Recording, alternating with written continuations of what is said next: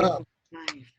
so uh, We're here. welcome to Two on One. We're back after a 2 week break, and Spiff is blonde, and I got a haircut. And joining us today as the one is the Reverend Virzola Law, senior pastor of Northway Christian Church in lovely Dallas, Texas, where it's 5,000 degrees out, but there's only 3 degrees of separation. Today we're talking about Hallmark movies. My soul's a little dead, Spiff. No, just this when Virzola suggested the Hallmark movies, first thing that came to my mind was, so if you go to my parents' house, they have Netflix streaming, they have all the streaming apps, and yet they still have a DVR recorder, and on that DVR recorder is every Hallmark movie that has come out in the last 8 months, because my father, who is just recently retired, is obsessed. Has watched all of them. If a new one comes out, he will tell you that there is a new one out. He watches 2 to 3 a day. He knows like the C-list actors now. He's like, oh, that person was in this show, blah, blah, blah. He loves it.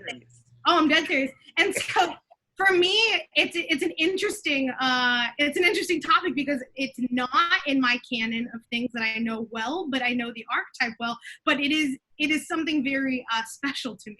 So I apologize. Would you care to introduce yourself? Let people know who you are. I am Virzola Law, senior minister at Northway Christian Church, and I typically say I am the most beautiful pastor they've ever had, being the first female in 113 years. And I am the one who's been kissed by the sun the longest, of African descent, African American, born near the shores of Galveston, Texas, from Houston, Texas, the last state to fully embrace African Americans as full humans, where slavery is finally known throughout these yet to be United States, Juneteenth. So that's who I am in a little nutshell, but I'm also the mother of Jasmine Williams and several spiritual daughters and sons, namely one Tierra Evans, and all of them have given me many grandchildren. And so my real role is queen. So just go on and rename myself because that's what I'm called mostly these days. So how about that? That's who I am. That's great.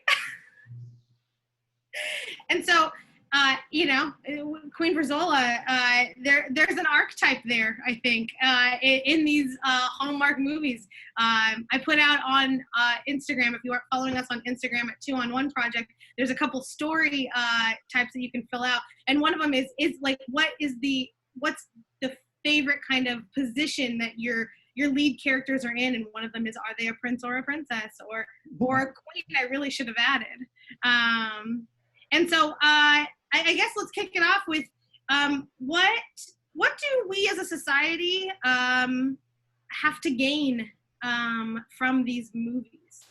I think we all know Hallmark has a very specific kind of narrative that it follows, although it changes in little nuanced ways. But why are they so popular? That's a good question. I go from like Hallmark pajama day, wear it all day. I can wear pajamas all day, change pajamas, and go to another set. And then I go to Law and Order marathon. So I'm sure somebody wants to psychoanalyze me, but that's my business.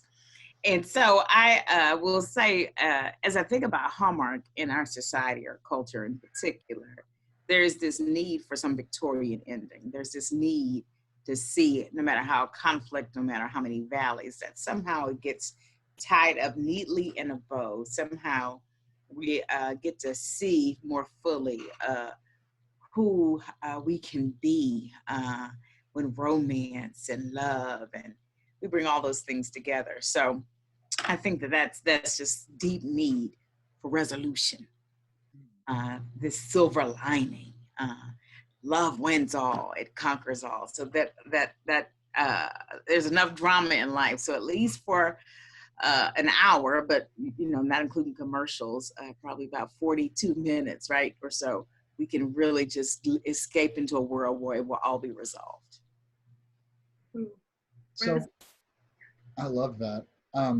I'd never seen a Hallmark movie until today. And as I was formatting my church's newsletter, I think I'm deep enough into this that nobody from my church is still watching. As I was formatting my church's newsletter, I picked one called Sense, S-C-E-N-T-S, and Sensibility, which is a modernization of Sense and Sensibility by Jane Austen, and it was horrible.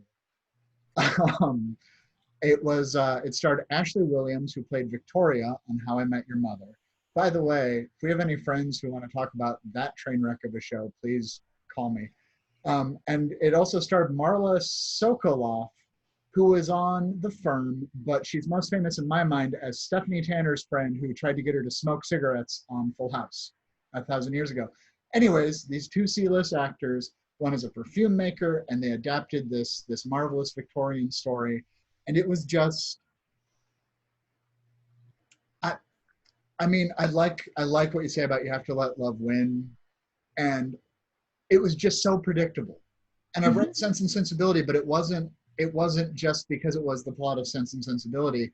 They picked Sense. I think every movie has the plot of Sense and Sensibility. They do. What does that say about comfort? That there's no surprises, that there's no challenge in these plots? Oh, but it is though, because you can go back and watch the same one and like, oh, I forgot this part. Okay. So we're looking at decor, we're looking at relationships. Wow, particularly in this season where there's if you're living alone or if you live with people you don't want to be talking to, or even if you're deeply in love with people, you can at least go to someone else's life and make believe. I mean, I have a 3-year-old granddaughter, and the world of make believe is a whole other world. Because life is hard. It's even hard for a 3-year-old, particularly in a pandemic. I know it's pandemic, but I call it pandemic. And so she just goes to these places, right? But when I cut on Hallmark, she said, oh, not Hallmark again. Watch, they're about to kiss. They married. That's her things. If they kiss, they marry. So so she even knows. So it is predictable even for a 3-year-old when they see and hear the music. So you're right, Arthur. And yet we need some of that. We need, if it's all drama, if it's all shoot 'em up, bang, bang, if it's all sci-fi, like people who have a more romantic sensibility about life, they too deserve a genre.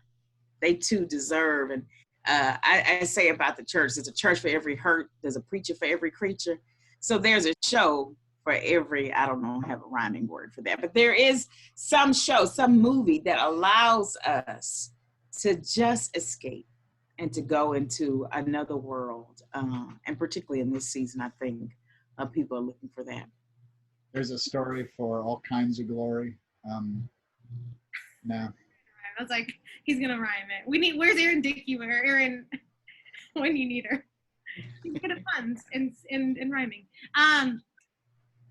Okay, so in that we need resolution and we need kind of that predictability, right? Especially in this time that, if I read one more email that's like, in these unprecedented times.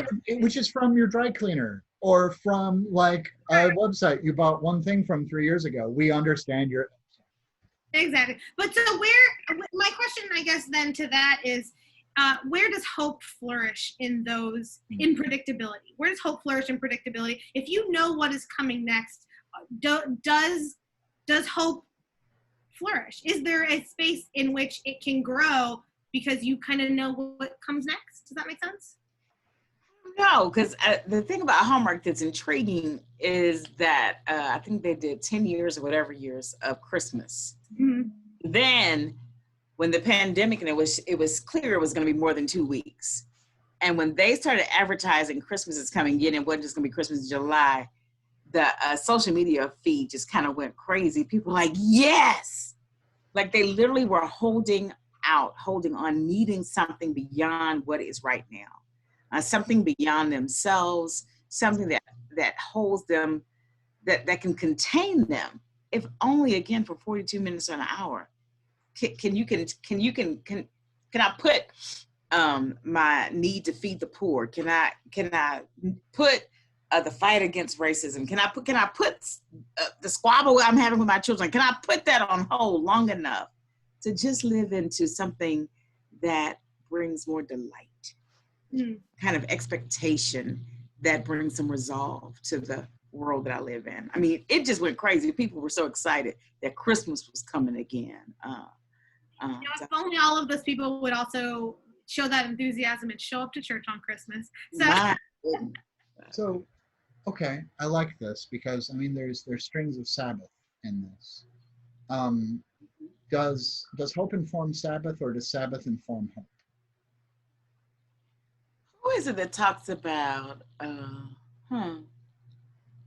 the Jewish understanding that when we don't keep the Sabbath, Sabbath keeps us. So it is not more about our practices, but it's that the Sabbath is there for us. Well, So I think it is this sense that Hallmark has picked up on, like there is this genre that is just there for you and it's waiting. And so it's neat what they have. I almost get sad right around 9 p.m. Central because Golden Girls come on. But then I get hooked up in the Golden Girls. I mean, like if I'm trying to escape, I'm just going to go on escape and I'm going to go hang out with Blanche and Dorothy and the rest of them. So I take the whole escape route when I need to really escape. It is an escape. I need you to know that were you to throw a party and invite everyone you knew, there'd be a table of gifts, and the biggest gift would be from me. And the card attached to it. The card attached would say, "Thank you for being a friend." Yeah, yeah. Oh, are there? So can I? Yeah. I gotta.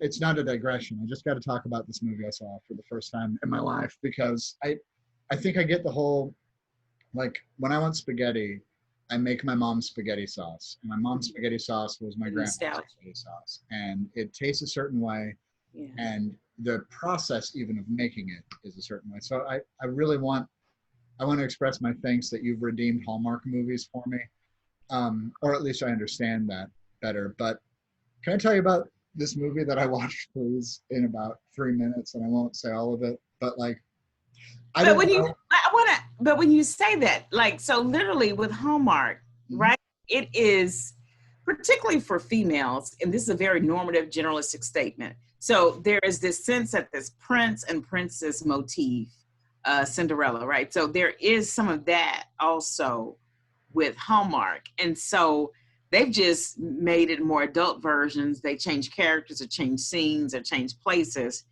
but it does kind of come back in. We're having grandmas. For my grandmother, it was the soap operas. As the world turns, young and red, like you don't talk, you've had lunch, like this was serious business. And for my generation, for some, it's Hallmark. So these movies make my heart happy because they don't have to be anything more than they are. They don't. Like there's never going to be an award for Hallmark movies. I'm actually going to write that down. Unless there's the Hallmark Awards, maybe. I was gonna say I'm 90% positive there's some sort of an award for these. So movies. here's why I love this movie. I had no idea what year it was made, and I refused to look it up because they had smartphones, but they also had big old classified ad like newspapers, like they were enormous. The romantic lead, the man had frosted tips, like very clearly had frosted tips before like production began, and they never really cut it out. They used clip art, and of course they're like, "You're just the copy girl," was a line that was said like 10 different times. Well, okay, so here's where my question kind of, I guess, left turns us, if that's okay, Spiff, and I don't, so I watched this movie and the entire cast is white, like 100%, no, not 100%, 98% of this cast is white. There was one person of color in the entire film, and so like Copy Girl had an interaction with Mr. Senior Executive, and spoiler alert, they ended up getting together. Mr. Senior Executive had a typo on the pages he wanted copied, and Copy Girl caught it. He used the wrong its. So she goes to her boss, who is an African-American woman, And this is so telling to me because she says, I caught this error. And she goes, just do your job.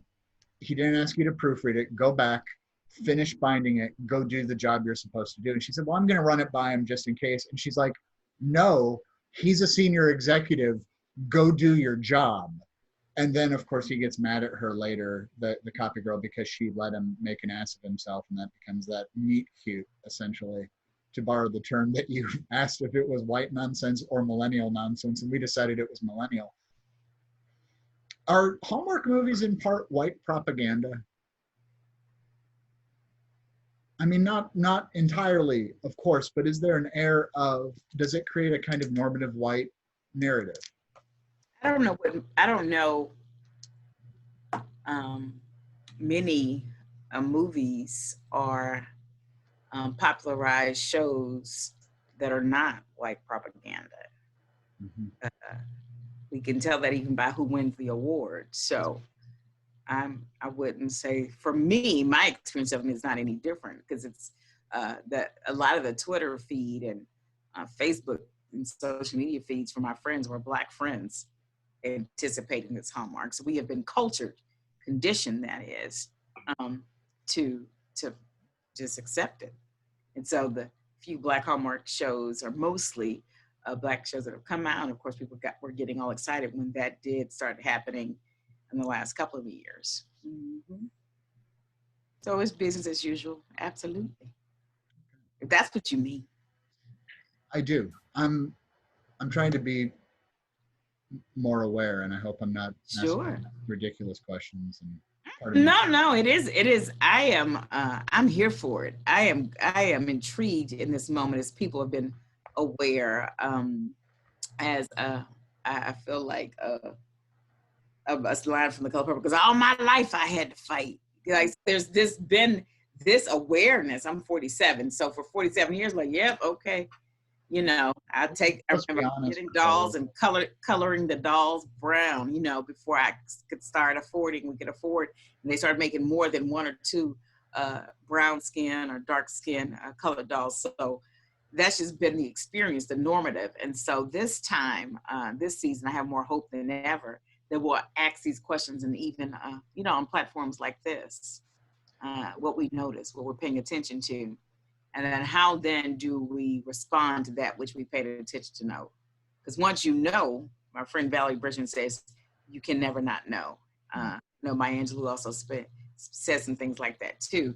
And really many of our grandmothers would say things like that. You can't unknow what you already know, baby. And so, yeah, that's a knowing. You do know, in the Hallmark writers room right now, they're working on like we keep accidentally going to the wrong Zoom room together movies. And also we met at a Lives Matter protest. They won't politicize it, but they just, you know, the two people, but they can't recognize each other because they're wearing masks, and they.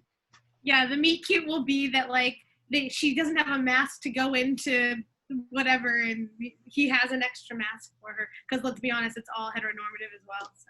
And well, they all get they both get shot with rubber bullets by the same cop. Like, it'll be just something. I'm sorry, that's a bad. She got like the Hallmark Mysteries channel then, you know, and so that's a whole nother genre. There's a Mysteries channel. Oh, yeah. What? Oh, yeah. But I tell you what, how I started watching Hallmark is because Lifetime started getting too morbid. Because it used to be Lifetime. And then Lifetime had only, but then I just like, okay, now I'm working. Like I'm working all day long. I'm dealing with conflict and challenge. So that became less of an escape. So yeah, Lifetime. Yeah. I'm with you. Then I used to watch Lifetime movies, but then I could only take so many mothers dying of cancer or something like that before, like, I was just like, this is not the escape that I need. And so I think I want to pose this question to the group and in conversation with everyone. And it's kind of in my notes, it's a sloppy thing, so bear with me. So I've noticed in watching the news and just reading things that there's been a severe uptick in watching these types of movies and these Hallmark movies since COVID, right? Because there's an escapism and a need for that resolution, that especially now where there's no resolution in sight. But they are primarily white. And so if the lacking in representation, one, should we still watch them? I mean, and I guess this is a question for Arthur, because it's a question of white people for white people and accountability. But obviously, Virzola, I'd love your opinion, because and my question is, should we still watch it, is partly in, because does it offer an escape for white people to remember how it used to be, right? The, like, I want to go back sort of a thing, and offer a sort of white comfort that is in this time not something that I personally want to propagate. I mean, like, white discomfort is where I am at. Like, if it brings comfort to my Black and brown siblings, let my Black and brown siblings rest, have the comfort, and take respite where they need. But I don't think that that's who's necessarily, this uptick isn't necessarily a demographic of Black and brown people. I think it's primarily an uptick of middle-class white people who don't want to go to the protests and who don't want to watch the news anymore because they're being challenged in ways that socially and just personally they probably haven't been equipped to handle or equipped to dialogue about. And so do these things offer respite in a way that is harmful? I think it depends on hope. I really like what Virzola said about it provides hope of on a microcosmic level. If it's there's a place for love, there's a place for romance, there's a place for the absurd notion that you will be known and fully known, loved and fully loved, or you will love and fully loved. No, I think hope can't be regressive. As a societal tool, yeah, I mean, there's always we'll look at the good old days back before blank. And absolutely, anybody is going to try to avoid discomfort. That's part of the way life is. I mean, that's what the movies tell us, right? That part of these movies is diving into some discomfort to avoid the overall discomfort. And it's anesthetic, but all culture is anesthetic, or all pop culture is anesthetic ultimately. What's the difference between that and me watching literally anything but documentaries or news? All stories are meant to point us to a truth outside of ourselves or outside of the circumstance we're in. Yeah, I don't know. It's interesting you raised that. I appreciate boycotts and people have the discipline to see who to buy from, who not to buy from, who to watch. Like, I have a deep appreciation for that, but that's exhausting too. So, like, give me the cheat sheet, the Cliff Note version of it. I walked in with Chick-fil-A to the house the other day, and it could have been a classic Hallmark scene if they were to write one between a young adult who lives at home with their mother. Because it was just, like, I could feel myself escalating when my daughter chastised me. Then I'd be doggone if she didn't walk in with Chick-fil-A a week later, because we're not supposed to be eating Chick-fil-A. So I just thought that was hilarious, that part of the work around any story, the arc of a story, is coming to that point of conflict. And how then does that conflict get resolved? And in our lives, it just is cyclical, because you think, okay, we got this. We're not going to argue, right, about the toilet seat being up or down. We're not going to argue about what we're having for dinner. Like, but those small things turn into big things because the issue is not the issue. And so I think that Hallmark gives us the opportunity to focus on everyone's looking for love. I feel like a Kenny Rogers, looking for love in all the wrong places. So, sure. It's kind of, it's one of these things. I've been talking about this for months and I'm still doing it. I've been deep studying 1 Corinthians, which has problematic passages and has really great ones. But part of it is, if the ethic's not love, what are we doing? And within that, forgive me as I'm trying to tie like 6 things we've already talked about into one question, but with the congregational church, we all serve 3 very different contexts, and you do not have to talk about specifics because you never know who is watching from where or why. However, is it okay for, or sorry, not okay for, the congregational church, what if we're simply called to not have to be more than we already are? Or rather, where's the place of comfort and hope for people of faith? How do we address that while also being the church that is becoming, is transforming, is in love, becoming something new? That was a terrible question, but I think you guys know. Well, I don't know. I am really, again, thinking about this very moment that we're in. And part of what I'm saying about church and friends, like, we got to get comfortable with being uncomfortable. Mm-hmm. It's not just church, that's Americans. Like, we're not used to sacrifice. We're not used to inconvenience. We're not accustomed to anything that really requires a kind of patience, a kind of wilderness and wondering and an unknowing. I mean, saying I don't know is just not acceptable, you know, if you're taking a test, right? If you're working on a project. And so we've been conditioned to do that. So for me, as I think about then what does it say to the church? I mean, my church always laughs because they know that I'll say, hey, I had a whole day of pajamas, which meant I'll probably watch Hallmark. Particularly if I'm not sick. If I can not be sick, have a pajama day, put on another set of pajamas, watch Hallmark. And I notice my blood pressure is different. Like, the way I regulate and move is different. But if you give me Law and Order, or if I watch Just Mercy, or even Hamilton, and all the problematic other genres, but if you give me Hallmark, I probably might like be a little bit. My staff would love me. Like, oh yeah, she's good today. So it does provide some space for that.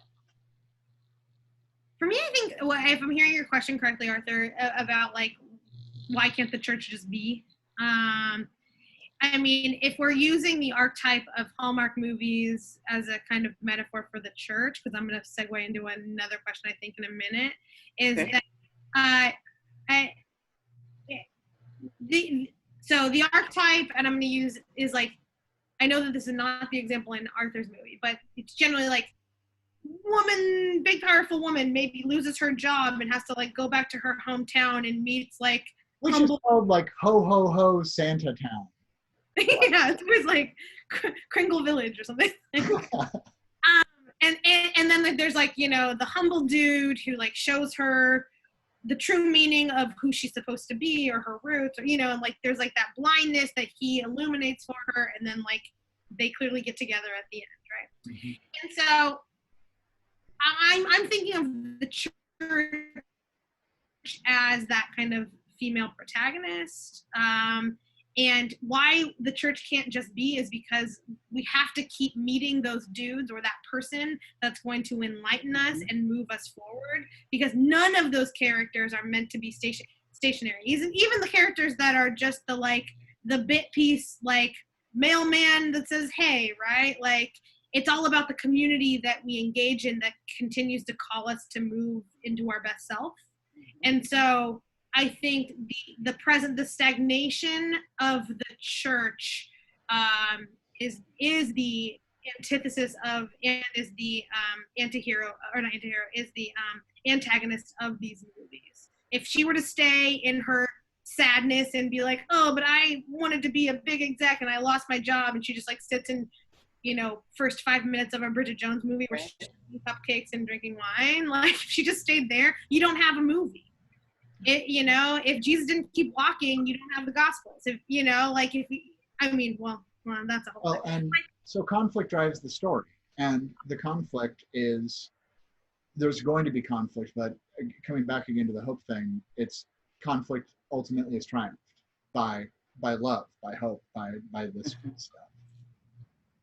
I'm sorry, I was asking that to clarify, not to cut off, I assure you. No, and then I think you're right, exactly. That there's like that movement and growth that is the real, like the growing edges of all of these characters, and where we meet them and where we end with them is the real hero of this story, and is meant to be the space in which you identify, even though it's a very God is still speaking kind of identity, right? In the way in which Virzola said earlier, like sometimes it's about the aesthetic. Sometimes you notice something new when you watch the same movie over and over. That engages you differently and kind of meets you where you are, right? And so I think for me that is why we can't stay put. Why we can't just be is because we are always becoming. And so And that's the call of the gospel. And I think that's the call of these movies. Yeah. And I just go back to, I think about all of the calls, all of the meetings, all the Zooms, all the webinars that I'm talking about. This conversation is the one that is making me less having to work so hard. Like, this is a conversation that we're having to look to fight and pick apart Hallmark. And so I wonder, how do we, like, while that important critique and those, but to really be able to look for something redemptive in anything, to find a way to allow space for people to just to let chicken noodle soup, if you are not gluten free, to allow chicken noodle soup if you're a carnivore, to just comfort you. I mean, I don't know if it's really in medicinal purposes or not, but because my grandma said it is. So there is still space for that. And the church, I think there is this dance between traditionalist and then that which is emerging, that has to have some places where there's some overlap, that you don't have to throw the baby out with the bathwater, so to speak. I don't even know why we're throwing babies around, but I'm just. I will own the fact, and it's a good word on it. I think I came into it thinking this needs to be critical. I think part of that is my own participation in toxic masculinity, and I think part of that is my own participation in the cultural norm as Hallmark movies are, again, just the normative narrative, not any sort of real analysis. It's starting from a bad place, not a good place. That it can just be what it is. It doesn't have to be. Again, they're not going to win any awards, but that's okay. They're not made for that reason. I don't know. I think about it like this. I've seen, in the last 4 months, I've seen every church go online suddenly, which astounds me. Right. I don't know about y'all, but my congregation, we made leaps and bounds into streaming that we now have to like catch up with and like figure out if we ever reopen in 2038, like how we also incorporate this new age.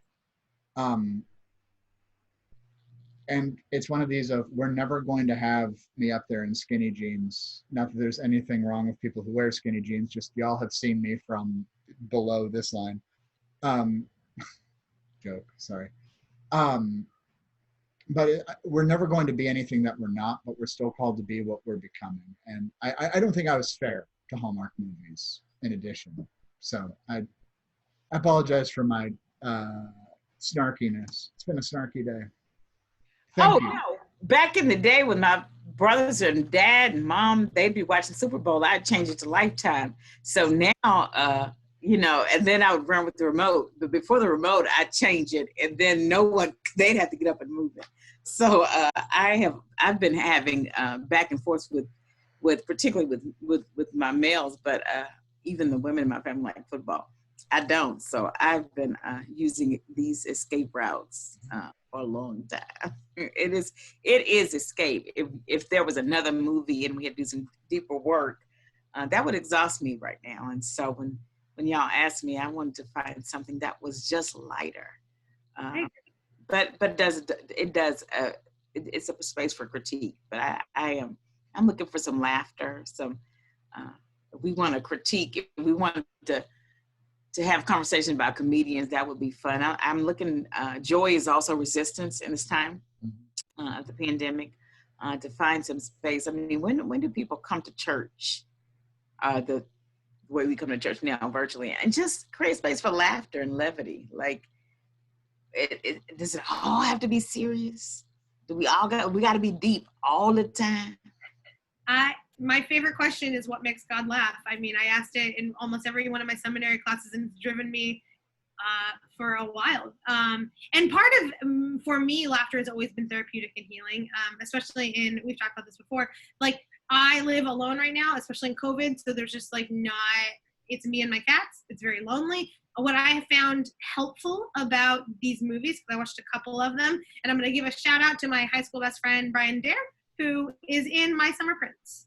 And so He's an actor in it. And so I've seen that like 1,000 times. But what it brought is like a level of comfort and care to me that isn't necessarily the narrative, but more so just like the people, right? Like, I feel like I watch My Summer Prince often because like that's someone I know personally, right? And like some of these actors, having been in my first career, I know them or I've met them, and it brings a level of comfort and care of community Sure.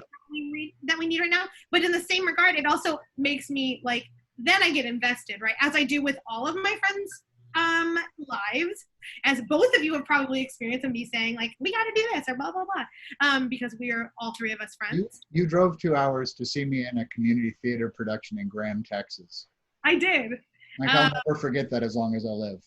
And I love it because I love theater and I love you. Virzola and I talk more now than we have ever talked, and I love.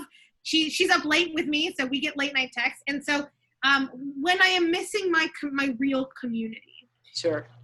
This has brought community to me in a way that I'm really grateful, in a way that is tangible, and also in a way that like makes me like just I scream at the TV. I'm like, just go to him, right? Like, just get out of your own way. Like, get out of your blind spot. Get out of just get after him. He's cute and he has a job. Like, I don't know, real low bar. And so even if you go to a small village town and they switch places and one goes to the urban, or if you go to that ice house, that when they, these are places I just would not go to. I'm like, Right. I might actually want to do that. So it also plants some seeds of my white friends. I'm supposed to wonder, right? Curiosity. So maybe some seeds of wonder and curiosity. I ain't wondering about much. But I'm just, that's not sarcasm. I really am trying to work on wonder. So Hallmark helps me probably in that way to understand the whiter world, and to see so maybe black people might enjoy watching or appreciate watching. It's like, what is it, Tig, that I'm not getting? How do I see them outside of the racist ways that we've experienced so many white people most of our lives? Humanize people when you see them at home, so perhaps that is a different way to understand those we've been in relationship with. I'm just thinking out loud. I'm extrovert, that's what I do. And so this is what this live chat is for. It's Arthur and a guest generally like outwardly processing things. So I don't know, I do wonder about that though, if it is another way for us to see another part of our peers, our colleagues, our neighbors that we don't get to see because we're not in white skin. We have some ideas, but certainly we get to go to places that we don't get to go. That's one thing, and we get to see lives of people that we can only dream about. Absolutely. It does it. I'm gonna, I guess, pose this in a different way. I talked about it, but so for me, in like the 3 a.m. yelling at the girl on the TV to like get off her phone, he's staring at you or whatever, right? There's a lot of dragging your feet in your own way, wrapped up in your own ego, lots of things for our protagonist, which reminds me a lot of the church. In the ways in which it drags its feet on what it knows it should do, on the ways in which its heart is calling it to do so, and yet, we are listening to the old townsperson that says, don't paint those shutters, they've been that way for 200 years. And then we have to bring it to the rest of the town for input. And we're dragging, the church drags its feet on change the way our protagonists do often. And I'm wondering thoughts on that, on what we can, not to nitpick in like we need to learn from everything, but just I think it does remind us in our escape that change only comes when you do the work. It's not going to like come out of nowhere. I mean, you might get hit by a bus and meet your doctor in a hospital. I don't know, but but at the same time, nothing changes if nothing changes. Right. And without conflict, there's no friction. And without friction, there's no traction. And without traction, there's no progress. Right. It's something too, it gets at what we value or what we don't value. And so the church values family, but what are we doing for families? The church values love, but what are we doing like for premarital counseling and a single day? How we go? I don't know how we get a date in this pandemic, right? Whew, that's Education, and we like to see that part of that arc in the story where they, triumph. They get to finish school because they get rescued or swept up by the knight in shining armor, right? But we're in a pandemic. Are we gonna move to church schools? We're gonna have one house church, classrooms because schools aren't gonna open. So I think that Hallmark, this escape. I mean, I hear you saying, or what I want to say about it is that escapism can also lead us to paralysis. Like it allows the church just to say, well, we're going to keep trying to get to that ideal and we won't do the work. Stephanie, to your point, like there is literal work to be done that we got to do. So that's what changed the channel. How do we address like the homelessness crisis? It's really good to provide specific overt needs in the immediate, like people need to eat tonight, but also at some point we should probably ask, what does it mean to prop up an economy that has to be built on people not having anything? Would Jesus be all right with that? If what I'm hearing you say, Pastor Law. So in respect for our time and the time of our guest and our scheduling and such, I would like us to move to the final question, which we still don't have a theme song for. You are muted, Spiff. Sorry, I was going to say Travis. Travis promised us a theme song. He did. The final question. Exactly. There you go. You're welcome. Yeah. Thank you. All right. Go for it. I liked the way you phrased it in our text earlier, so I'm going to read it from our text earlier because that seems the most effective use of our time on there. The final question. Nope, not on that window. I'm really good at this, y'all. What biblical character or story or book are you reminded of most in a Hallmark movie, Virzola? I would say David and Bathsheba. Like, they ain't supposed to be together, right? And people want to point out all the stuff that Bathsheba did, but she was just taking a bath. She was doing what she was supposed to be doing. And he got caught up. Mm-hmm. He did all of this stuff right early on, and then, he sends her husband out to get killed. So there is some flaws and all in the characters. Yet there's something beautiful that comes, and then there's something tragic that comes. A baby dies. And then they have to come back together. They get washed up. David washes, and he's ready to worship and ready to move forward. So I think I would say that it is that. And so what's problematic about that is we don't really tell the real story. That's what's problematic about Hallmark. We don't. It's some mess, and this is some other side. And if we just talk about Bathsheba and we don't realize really the role that she was playing, at least in the way the story has been told, and don't look at who's telling the story and why are they telling the story like that, which the way that it's been popularized, like it's preached, is a lie, right? And so that part of which Hallmark is good, that part which is a lie, that part which is the thing that people are using to hold on and repeat generation after generation that needs to be dealt with. So I think that's one that came up for me because it has romance, it has some other stuff in it, and there are tears and screaming that happens in the Hallmarks too. At the end of my movie, the best man in the wedding was his now wife's sister's boyfriend, even though they had exactly 2 minutes of interaction together. And we don't get to see the part where they fought over table decorations or where they were going to live or if they should all keep making perfume in their kitchen or lotion or whatever.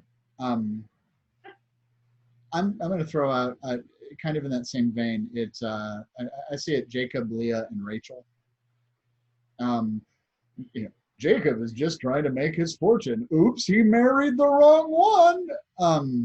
The meet cute is incidentally in the dark. I'm gonna stop that. But there's that level of everything will work outness, and Jacob has to become a person as opposed to a concept. Yeah. Spiff? I had a bunch of things floating around, and I think I've settled on two. I'm going to share two. One, I think the Saul to Paul transformation is really indicative of the entire arc of most Hallmark movies. You've got this, like, how you're being in your culture, like, what's happening. You've got this blind spot, and then you kind of have this, like, resolution into, like, who you're supposed to be. There's a lot of culture in there and kind of understanding of who you are, yet who you are called to be, and how your actions affect that. But I think for me, where I've been, like, really resonating with, at least for the female kind of dominated character movies, is Esther. Esther, right, you know, kind of reconciling with what her past is, what she knows her future should be, what the future of her people should be, but at the same time being completely still beholden to the whims and the wills and the wishes of men. And none of these Hallmark movies are worth anything if she shows up and says, you know, I love you at the end, and he's like, nah, I'm good. You know what I mean? Like, it's even still as Esther is beholden, so are these kind of other female women, or these other women trying to do their best, trying to reconcile with their past and their future, and yet it still hangs on whether or not the male lead, the patriarch of that story, how he engages and allows her narrative to move forward. And so, again, it's lovely. There's romance there, you know. I really want a Vashti movie, you know, a movie in which the girl's just like, I don't need him, I'm good, let's go. Yeah, I'd watch that all day long. And so, but at the same, so it's problematic, and yet there is something redemptive. There is something hopeful that comes out of that book. It also doesn't name explicitly, obviously, God, as we all know, but, like, neither do these movies, and yet I can name in very specific ways the work of the Spirit in these stories. And so, for me, that's the narrative I think I see paralleled well. There is this way too, I think, that these movies, I don't think that Hallmark is making bad movies or doing bad acting, like, because they want to make terrible movies. Like, that's not why they are bad and terrible acting. But I mean, but people are, you talked about your dad, like, in retirement, this has become his thing. Like, people are literally wanting to hear again, Christmas can be good. Mm-hmm. We had enough bad Christmases. People want to believe that you might get fired, but there is another job out there for you. Like, your heart might have been broken, or you might have met each other, and years later that there's this chance encounter and you meet again. So there's just this holding out, that hope piece we talked about. So as terrible, as cheesy, as corny as they are making them over and over again, because there continues to be a group of people, of humans. And it's not just women, and it's not just retiring, like, people like, in the pandemic, like, I need to hold out for something better. Mm-hmm. So that is that hope that continues to be.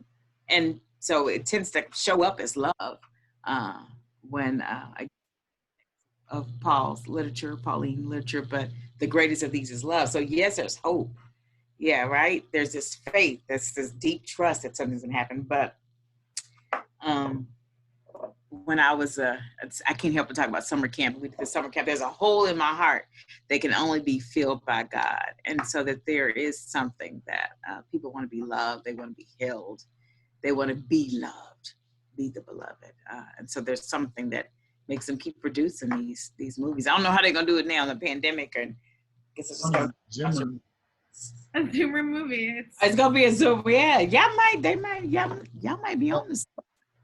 I really appreciate you taking the time to talk to us about Hallmark movies. I had no About idea. almost nothing.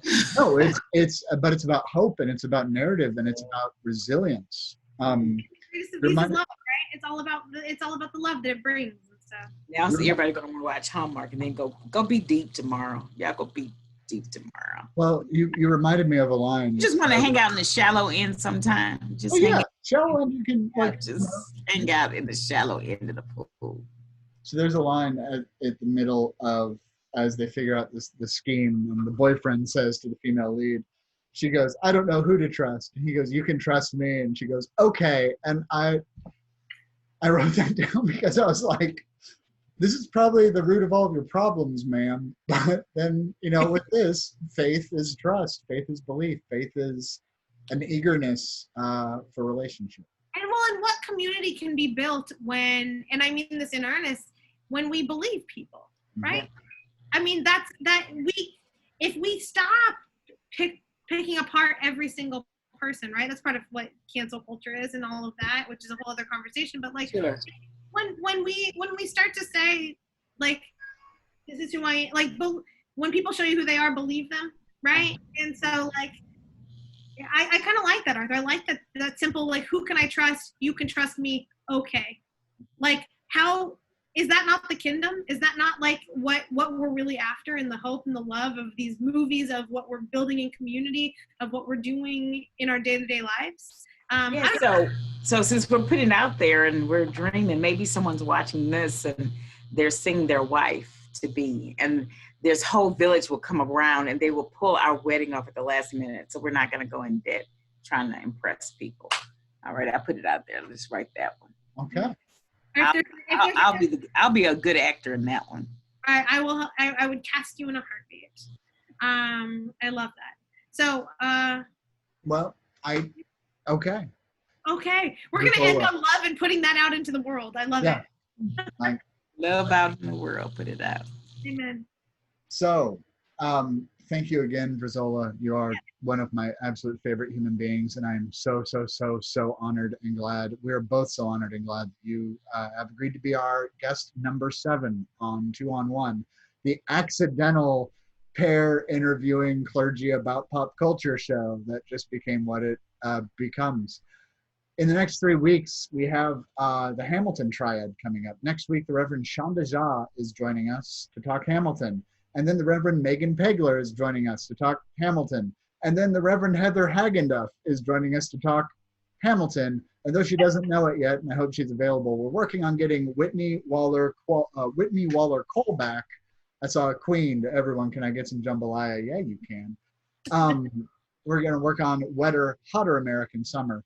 My favorite thing that I got to do for Virzola was I said, I'll make jambalaya. I think I said I make better jambalaya than you do, and I don't. But you should put your money where your mouth is. And I did. Brought up a big old pot like a week before I left for Kansas. So you'll have to come up. I've gotten way better at cooking.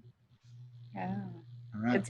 It's been great to just think, to sit back and to see, again, art imitates life. And so in so many ways, as you all are having these conversations, all of them are kind of escape, because in this time especially, it's wonderful to reflect on those things outside of ourselves, but to see how they speak to us at the same time, and how they speak to the church that is in deep need of transformation. Deep. I thank you for all of your good work, and I thank you for the good work I thank God for the good work God is doing in you, and with you, and through you, and for you. Okay, we're going to stop it. So I'm going to stop it. Lunchtime here. Oh, it's lunchtime. Adios, and thank you very much. So I've stopped the recording.